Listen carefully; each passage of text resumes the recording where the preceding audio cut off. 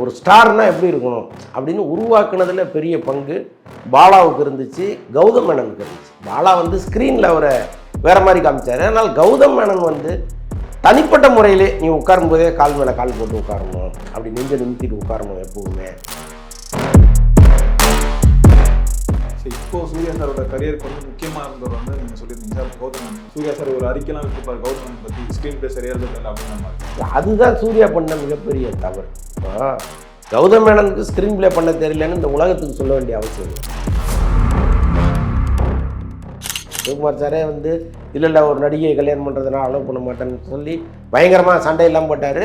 அப்போ கௌதம் மேனன் வீட்டில் தான் ஒரு 10 நாள் கோச்சிட்டு போய் இருந்தார் இவர் சூர்யா. ஆனால் அந்த கல்யாணத்துக்கு 2 பேருக்கு மட்டும் பத்திரிக்கை வைக்காமல் இருந்தாங்க இண்டஸ்ட்ரியில். ஒருத்தர் வந்து சியான் விக்ரம், இன்னொருத்தர் சிந்து. என்ன காரணம்? அதுதான் காரணம்.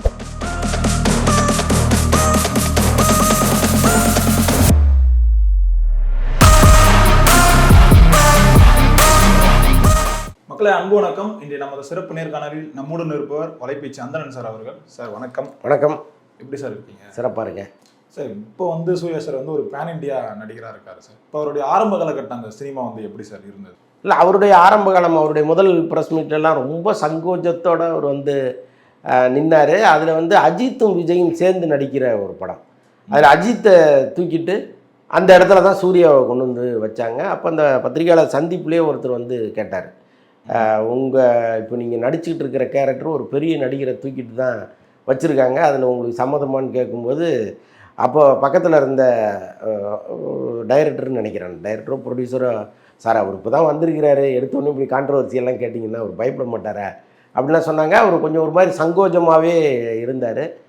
ரொம்ப காலம் அப்படி தான் இருந்தார். ரொம்ப ஃப்ரீக்வெண்ட்டாக பேச மாட்டார், ரொம்ப ஒரு மாதிரி வெக்கப்பட்டுக்கிட்டே இருப்பார்.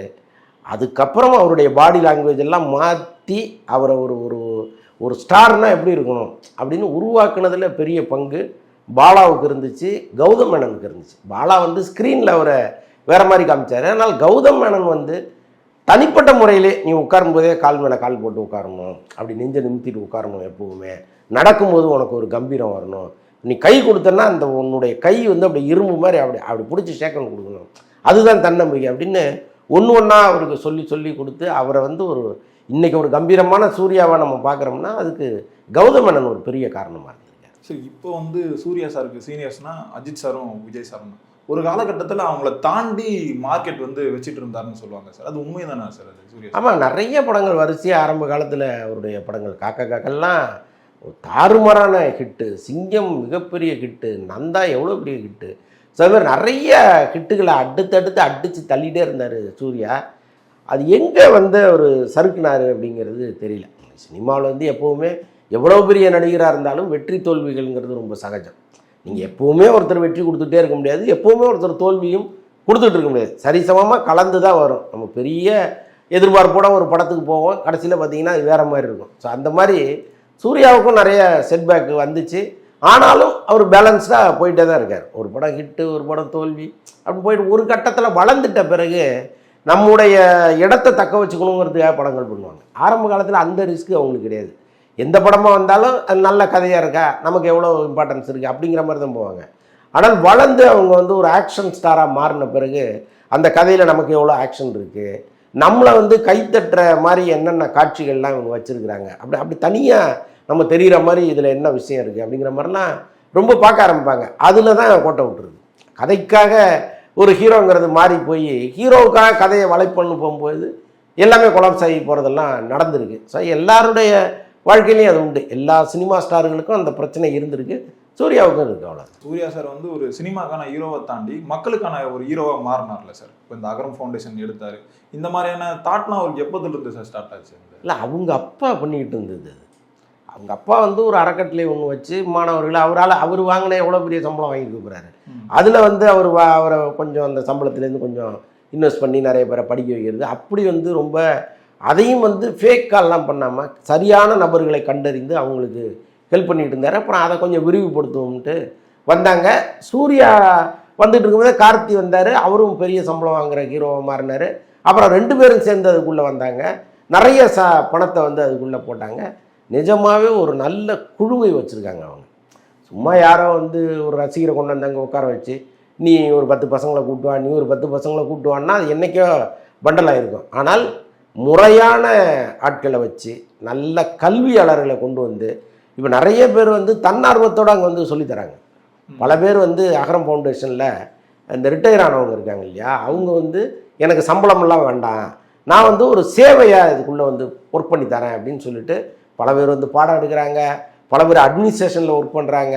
ஸோ அந்தளவுக்கு ரொம்ப ரொம்ப கரெக்டாக ஒரு ஃபவுண்டேஷன் நடக்குது அப்படின்னா அகரம் தான். இப்போ நிறைய வெற்றி படங்கள் வந்து கொடுத்துருக்காரு சார், நிறைய ஃபேன்ஸ் பலம் வந்து வச்சுட்ருக்காரு. தெலுங்கில் வந்து அவருக்குன்னு ஒரு தனி மார்க்கெட்டே இருக்குது, அதே மாதிரி கேரளாலையும் இருக்குது, பாலிவுட்லேயுமே பெரிய ஒரு மார்க்கெட் இருக்குது. அப்படி இருந்துமே சூர்யாவால் ஏன் விஜய் சாருமே அஜித் சாரையும் பீட் பண்ண முடியல சார்? இல்லை, அதுக்கான முயற்சியில் இருக்கார். சினிமாங்கிறது எப்போவுமே முடியாதுன்னெலாம் கிடையாதுங்க.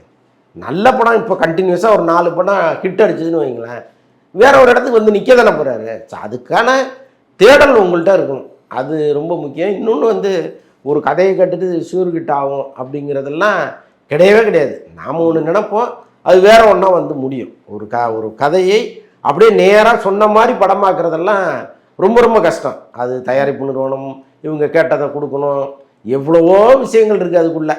இவங்க நினச்ச மாதிரி ஒரு படம் வர்றதுங்கிறது கடவுள் வரம் கொடுக்குற கதையாக தான் இருக்குது. ஸோ அப்படி இருக்கும் பொழுது சொல்ல முடியாது. திடீர்னு ஒரு 4 ஹிட்டு கண்டினியூஸாக கொடுத்துட்றாருன்னு வைங்களேன், இப்போ நீங்கள் சொல்கிறது நடக்க தானே போகுது. அதனால் சரி, இப்போது சூர்யா சாரோட கரியருக்கு வந்து முக்கியமாக இருந்தவர் வந்து நீங்கள் சொல்லியிருந்தீங்க சார், பாலா சார் சொல்லியிருந்தீங்க, கௌதமன் சொல்லியிருந்தீங்க. ஆனால் இவங்க கூடலாம் ஒரு சின்ன சண்டையோ ஒரு முரண் ஏற்பட்டு இவங்க கூட சேர்ந்து படம் பண்ணாமல் இருக்காரு சார். இப்போ காக்க வந்து ஒரு மிகப்பெரிய வெற்றி சார். அப்புறம் வந்து வாரணாவனம் வந்து அதுவும் மிகப்பெரிய ஒரு வெற்றி. பின்னால் வந்து இவங்க 2 பேரும் சேர்ந்து படம் பண்ணல, அப்போது ஒரு சின்ன கிளாஸில் நடந்துட்டு இருந்தது சார். நீங்களும் பார்த்துருப்பீங்க, சூர்யா சார் ஒரு அறிக்கைலாம் விட்டுருப்பார் கௌதமனை பற்றி, ஸ்க்ரீன் பிளே சரியா எழுதுதில்லை அப்படின்ற மாதிரிலாம். என்ன நடந்தது சார் அந்த டைமில்? அதுதான் சூர்யா பண்ண மிகப்பெரிய தவறு. இப்போ கௌதமேனனுக்கு ஸ்க்ரீன் பிளே பண்ண தெரியலன்னு இந்த உலகத்துக்கு சொல்ல வேண்டிய அவசியம் இல்லை. கௌதமேனனை கூப்பிட்டு, சார் உங்கள் ஸ்க்ரீன் பிளேயில் எனக்கு திருப்தி இல்லை சார், நீங்கள் கிளைமாக்ஸை சொல்ல மாட்டேங்கிறீங்க.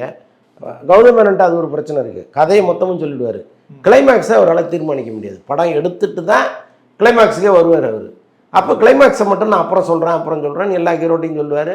அவங்க வந்து அதை புரிஞ்சுக்கிட்டு சரி சார்னு போயிடுவாங்க. பட் சூர்யாவை பொறுத்தளவுக்கு எனக்கு முழு கதையும் சொல்லுங்கள், அப்போ தான் நான் வர்றேன் அப்படின்னு சொல்லுவார்.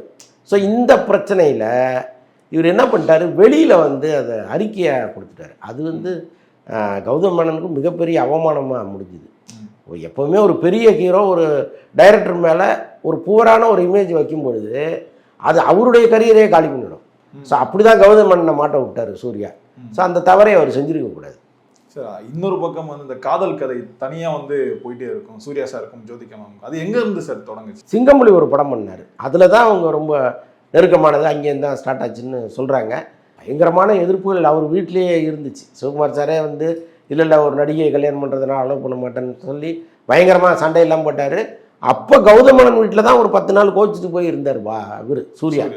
கௌதமேனன் தான் அவரை வீட்டில் கொண்டு வந்து வச்சுக்கிட்டு சிவகுமார்கிட்ட தொடர்ந்து பேசி அந்த கல்யாணத்தை நடத்தி வச்சதில் மிகப்பெரிய பங்கு கௌதமேனனுக்கு இருந்துச்சு.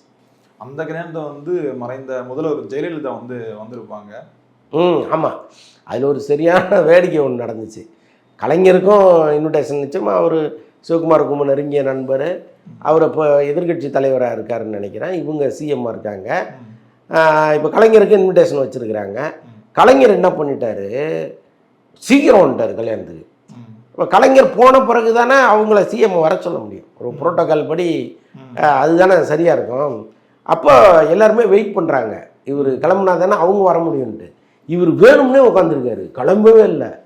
அப்புறம் போன்னு சொல்ல முடியுமா, அப்படியே கையை பிசைஞ்சிட்டே இருந்ததெல்லாம் சொல்லுவாங்க.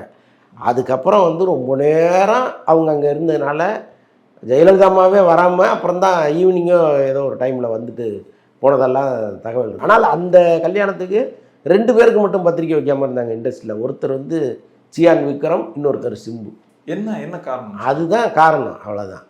சார் இப்போ விக்ரம் சாருக்கும் சூர்யா சாருக்கும் சேர்ந்து படங்கள்லாம் நடிச்சிருப்பாங்க பிதாமகன் படத்தில். அதுக்கப்புறம் எப்படி சார் இவங்க 2 பேரும் கிளாஸ் ஆகி இவங்க ஒரு 2 துருவங்களாக வந்தாங்க?